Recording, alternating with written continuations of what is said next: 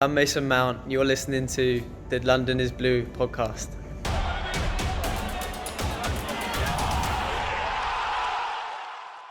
All right, so the last one that we have here is youth versus experience.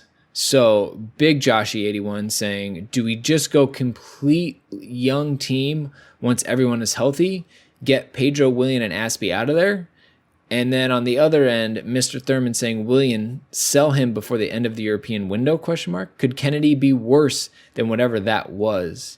So this is something, Nick, we pretty much know Lampard's stance on, experience versus youth.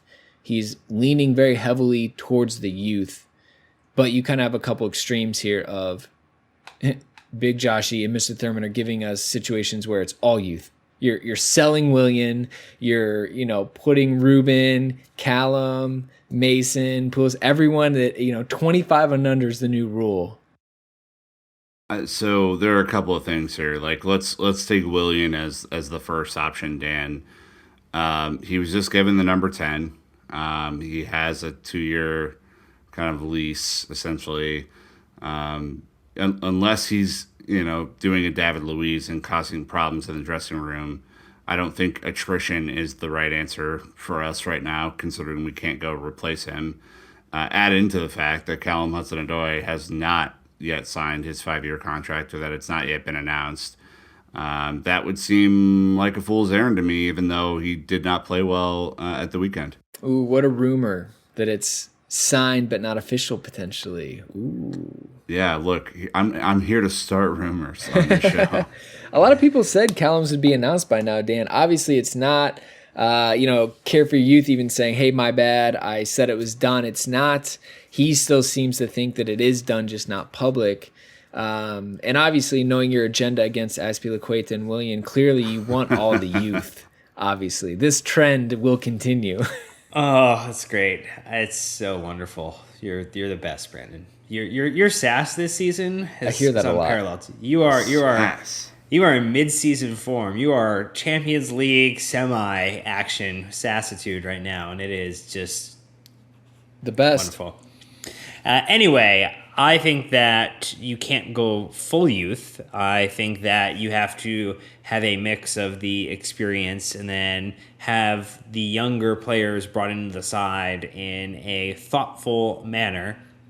But you talk about, look, we're fielding Premier League proven players like Kurt Zouma, like Christensen. We are playing Azpilicueta right now. You have Kepa, who's got a full season now in. So, yes, while we're seeing opportunities for Mount and opportunities for Tammy, they're also in positions of huge need where the competition in those positions is a little higher. I think Reece James will not walk right into replacing Azpilicueta, but I think he's going to push the envelope. He's going to make it, hopefully difficult, because in all these positions, I just want the best player to play. And if it is the youth, that's great. If it is the more experienced player, that's fine too, because whatever lineup that goes out there and gets 3 points on Saturday, and then on the following Saturday and the next match after that, Nick, is the lineup that I want out there. And I think we have put someone in place to go make those tough decisions. And I think Frank will have to figure out what's the appropriate balance of youth to experience in these lineups. Yeah, I mean, speed factors in, experience factors in, like all of these things. You need a balance in your team. Again, we said this, and our friends at the Fancast have said this too. If we just played all the youth, as they're affectionately known, in this team, we'd finish in the relegation zone legitimately. There does need to be experience. There does need to be world-class talent. And, N'Golo Kante ain't moving anywhere for, anyone. I think Olivier Giroud is going to give Tammy all he can handle up front. And then Bats has to combat both of them. If you think that Aspie is just going to let Reece James take his job, I think you haven't watched the last 7 years of what a fiery competitor he can be. And Willian just was given the number 10 shirt, and we'll see if he lives up to that reputation. He's been Brazil's number 10. He was number 10 at Shakhtar. There's a lot to consider here, but I would guess that competition will breed good results for us. And when Callum comes back and Ruben comes back and Reece comes back and Rudiger comes back and all these guys that are injured are back, it's only going to be good for this team.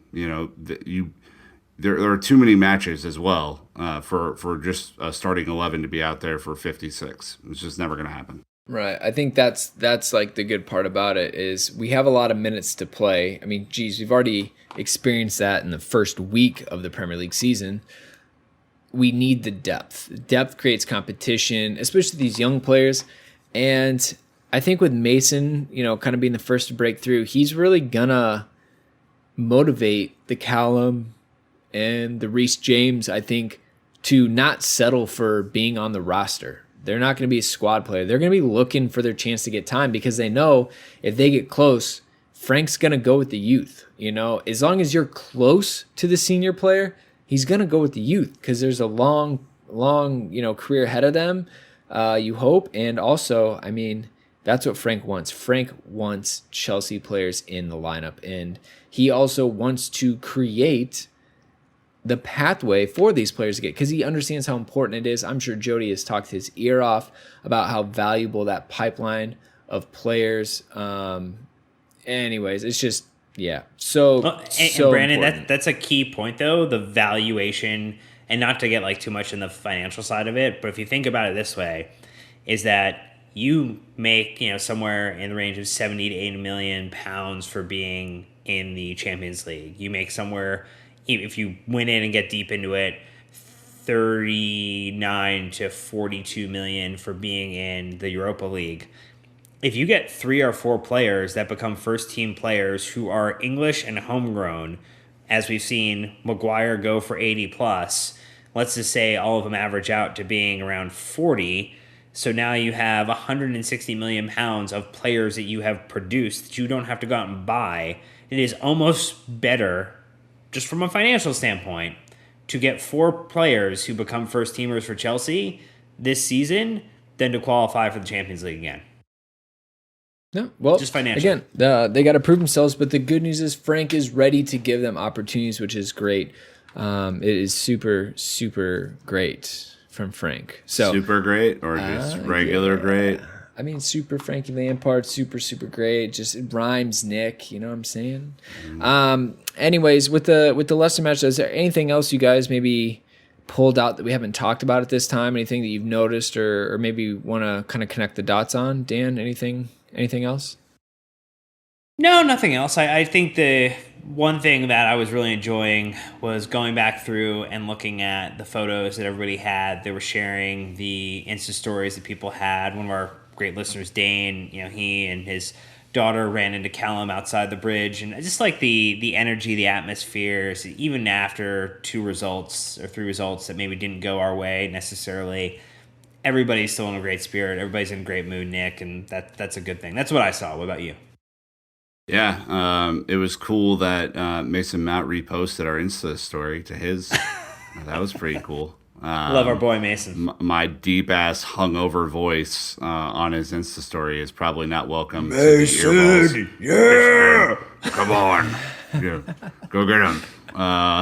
So that was cool. And yeah, just again, patience is the operative word this season. If you're feeling down, if you're feeling like this team isn't living up to early expectations, if you feel like there's not a real strategy involved or whatever, I mean, we have to give them time. My dad uses the phrase, you have to break a few eggs to make a cake. It's gonna be that a little bit, and we do this every week, and we've done it for 348 episodes. So I think our appetite for patience is probably there already. But again, I just really want people to enjoy the maybe a little bit of the struggle this year, because the ideal scenario is that we're back and better than ever when we can buy the appropriate talent to fit the needs of this team after we kind of give them all a chance to prove themselves. Right. That's it. I mean, just listen to the fan cast. They said the Cock Tavern was absolutely full, shoulder to shoulder. Can't They wait. said, these spirits are so high, even after the Man United result. Leicester wasn't great, but everyone is still so positive on having Frank at the helm. There's just an overwhelming amount of confidence with them. And I think, look, they've been living it for decades. They have a good idea, what the vibes are around the club, and if it's a good moment for the club or not. And they couldn't be happier, which gives me a lot of confidence and excitement as well. So